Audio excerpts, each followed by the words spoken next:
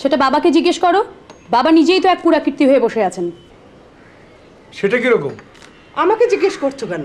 মেয়েকে জিজ্ঞেস করো, বললে বলবে, না বললে না। আমার সব বন্ধুরা বেড়াতে গেল, কারো বাবা কিচ্ছু বললো না। বললো তো নাই, উল্টো ট্রেনে গিয়ে তুলে দিয়ে এলো। আর তুমি? মেয়েদের একা কোথাও যাওয়া উচিত নয়, মেয়েদের বাইরে বেরোনো উচিত নয়। মানধাত্তার আমলের যত চিন্তা। অকারণে আমি বলেছি, অকারণে কারো কখনো বাইরে যাওয়া উচিত নয়, বলিনি? অকারণে? অকারণে স্টাডি ট্যুরে যাওয়া অকারণে? দল বেঁধে মেয়েরা সব গেল, একা তো যায়নি, সঙ্গে টিচারও গেলেন। মেয়েটার খারাপ লাগে না? সেই থেকে মেয়েটা আমার রেগে আছে। এখন আর বলে কি লাভ? তখন তো ঠিকই বাবার সঙ্গে তাল মিলালে। এই এই, তুমি যদি তাল না মেলাতে আমার সঙ্গে, তাহলে আমি নিশ্চয়ই অনুমতি দিতাম। অনুমতি দিলে কি যাওয়া হতো? চাঁদা লাগতো না? চাঁদার টাকা আসতো কোত্থেকে? শেয়ার কটা টাকা? 1000 টাকা। বাস ভাড়া, ট্রেন ভাড়া, হোটেলে না মোটেলে থাকতে হতো তার ভাড়া। ও ও মানে কি? সব কথা ও বলো কেন? ও মানে টাকাটা একটু বেশি। তাহলে? তাহলে আবার কি?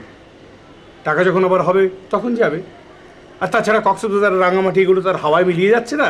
এমনকি গ্রিন হাউস ইফেক্টে বাংলাদেশের 1/5 যদি তলিয়ে যায়, তাহলেও কোথাও না কোথাও সি বিচ থাকবে। সব কিছু তো তোমার ঠাট্টা তামাশা। কোনো কিছু করার মুরদ নেই, ইচ্ছে নেই, শক্তি নেই, একটা পয়সা উপার্জন নেই। উপার্জন নেই? আরে মাসে মাসে 5,000 টাকা করে দিচ্ছে তোমার হাতে তুলে, আর বলছে উপার্জন নেই। আমাকেও ধাপ্পা দেওয়া শুরু করলে? এত কিছুর পরও? টাকা কোত্থেকে আসে আমি জানি না, কোত্থেকে টাকা জোগাড় করো আমি জানি না। এ মাসে টাকা কোত্থেকে জোগাড় করছো? কি সব আজে বাজে কথা বলছো? জোগাড়ের মানে বোঝো তুমি? উপার্জন করার জোগাড় করা কি এক? বন্ধুদের কাছ থেকে ধার করে, বন্ধুদেরকে ঠকিয়ে টাকা আনাটা উপার্জন না জোগাড়? আজ দেখছি 7 সকালে একেবারে ক্রোধের বাক্স খুলে বসে আছো। হাড় ভাঙা খাটুনি খেটে ক্ষয়ে ক্ষয়ে গিয়ে আমি টাকা উপার্জন করছি, আর তুমি সেটাকে বলছো এর কাছ থেকে ওর কাছ থেকে জোগাড় করে নিয়ে আসা। আচ্ছা, সারা জীবনে তুমি আমার সম্বন্ধে একটা ভালো কথা বলতে পারলে না।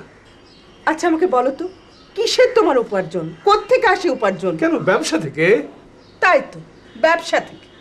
বাহ, তা ব্যবসা মশাই, কিসের আপনার ব্যবসা শুনি? দেখো, 7 সকালে ঠাট্টাই আর কি আমার পছন্দ হয় না। শান্তিতে চা খেতে দাও, খবরের কাগজটা পড়তে দাও। দেখ, একেবারে বরফ হয়ে গেছে, আমাকে এক্ষুনি আবার বেরোতে হবে। ব্যবসার কাজে বেরোতে হবে, না হলে ব্যবসা বন্ধ হয়ে যাবে। 3 পৃষ্ঠায় 4 কলম, 3 পৃষ্ঠায়। আরে শোনো শোনো, কি লিখেছে? তামাবিলে পুরাকীর্তি আবিষ্কার। সম্প্রতি তামাবিলের নয়াপাড়ায় মধ্যযুগীয় 3টি শিলালিপি আবিষ্কৃত হয়েছে। তোমার কি সামান্য লজ্জা হয় না? সংসারটা নামতে বসতে পথে লোকজনের কাছে হাসি ঠাট্টার পাত্র হয়ে দাঁড়িয়েছি আমরা। ছেলেটা অভিমান করে বাড়ি ছেড়ে চলে গেল, আর তুমি আছো তোমার নিজেকে নিয়ে। সংসারে কি একটু দায় নেই তোমার? শোনো, আজই 5,000 টাকা পাবো আমি, তাতে করে সামনের মাসটা বেশ ভালো কেটে যাবে। তোমার কোনো চিন্তার কারণ নেই, বুঝলে? বুঝলে, অর্থই হতো গিয়ে সমস্ত অনর্থের মূল। শান্তি